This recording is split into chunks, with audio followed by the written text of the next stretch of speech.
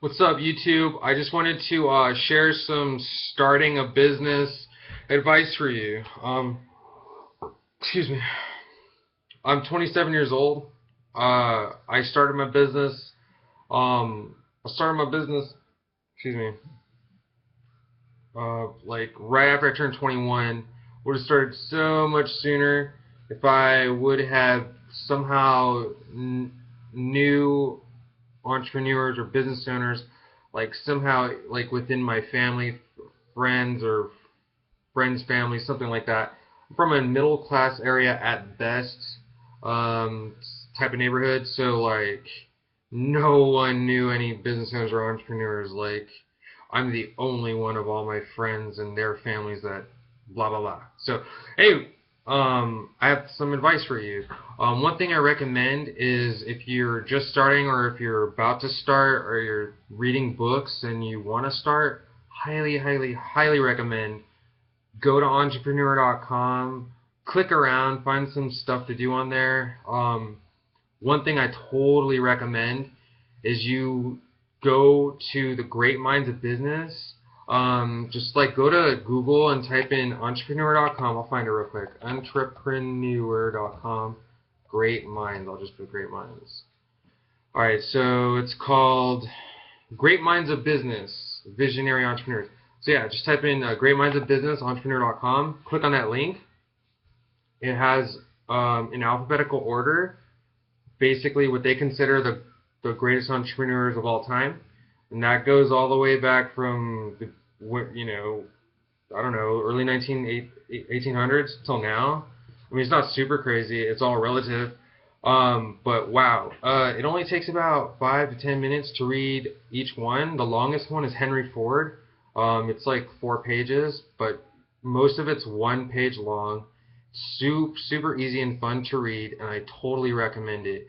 I'm a born entrepreneur, so look at my name. It's Business Dork. I'm super into business. I'm not someone that just reads books and never does anything.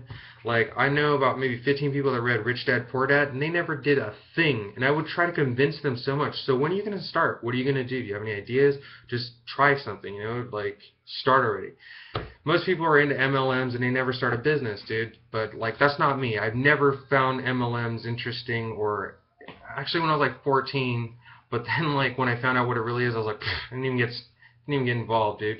But anyway, and if you did, that's okay. And if you think they're fun, then that's all right. But, dude, being a business owner on your own is like it's its own thing. Anyway, let me make some things very simple and very clear for you. Go there. What I would do is every day, and I have ADD. It's so hard for an ADD person to be consistent, but I was consistent. Go to that entrepreneur.com, Great Minds of Business, read 1 page a day. That's what I did. Every single day I would read 1 page a day before bed. You could do it in the morning, whatever is best for you. But through reading all that stuff, I got super duper duper inspired, really inspired, and I got a lot of ideas, man. You basically hear about all different kinds of businesses you can start, and you might get light bulbs, like ideas for businesses from it, or ideas for how to implement strategies, just all kinds of stuff. And what they all have in common is they never gave up. Every single success story on there, no one ever gave up, and most of them kind of like nobody was daunted by failure. Go look up the word daunted. Go to Google, type in define daunted. It means daunted means to be like discouraged, like bummed out, like if you were daunted by like I don't know, whatever. It means to walk around in defeat, to feel defeated. None of them were ever daunted by failure.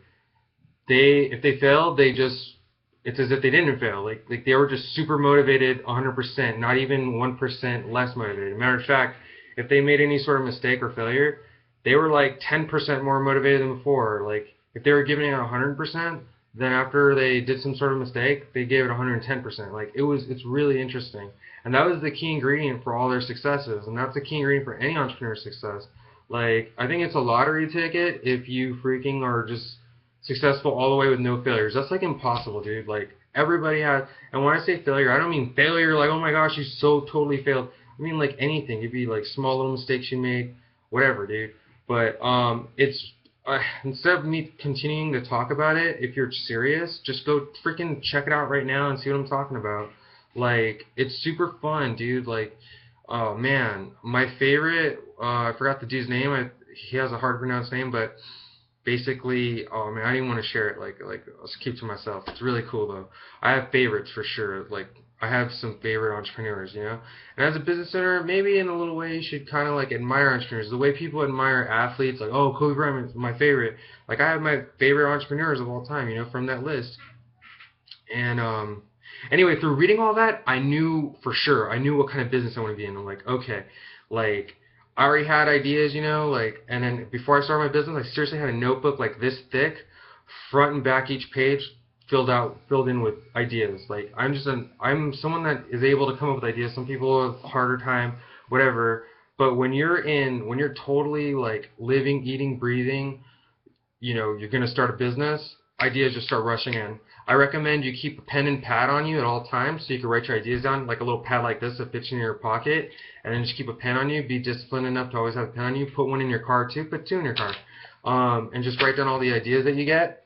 And yeah, and then so anyway, through reading that, it confirmed for me what kind of business I was super interested in and found super fun and exciting to do. I was like, heck yeah, I know for sure now. Like, especially reading this particular story, like, you know, even though this was like way back in the day, that's the same style of business I want to be in, you know, like, but it's a, you know, more today version of it.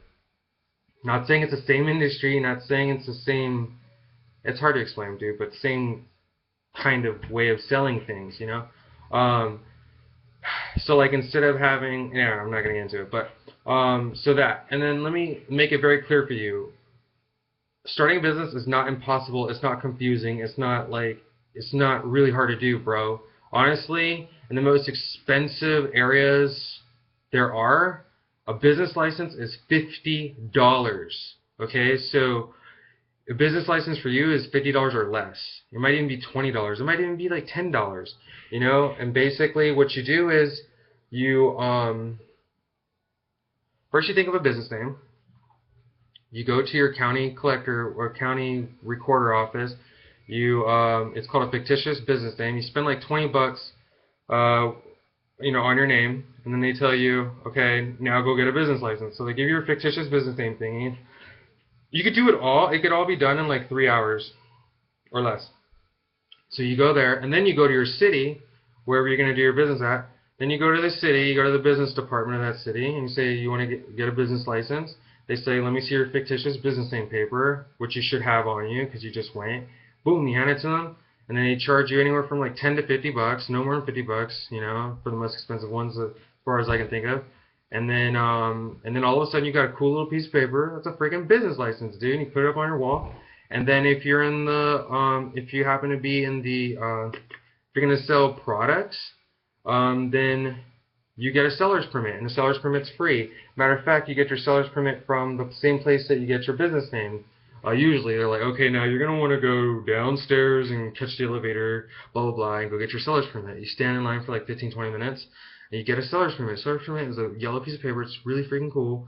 And basically, you can buy things tax-free. So, like, you go to, like, where, if you're going to buy, like, wholesale things and buy and resell the stuff, you just freaking, you buy it and you don't pay tax on it, and then you resell it. It's super cool, dude. Like, as a business owner, I went to all these places before, and I was, like, trying to get in, and they're like, oh, I'm sorry, we're not open to the public. You have to be a business owner. And I got this little cool little seller's permit. I'm like, what now, homie? Let me in, you know? It's really cool. I've got a lot of advice. Maybe subscribe, and if you have any questions, email me. I'm really helpful, and I would love to help if I could. Alright, be good, bro. Oh, and I have ADD. If you have ADD, I suggest that you learn a lot about yourself before you start. And be prepared. There's a quote. If you fail to plan, you plan to fail. Yep, there you go. Alright, so, but don't do analysis paralysis, which is where you study too hard, you think too hard, you prepare too much, and you never do anything. I met people like that. This one lady at this one seminar, she was like researching for like a year and a half, never did anything. I don't know, hopefully she starts something, but I only researched for like a month or less.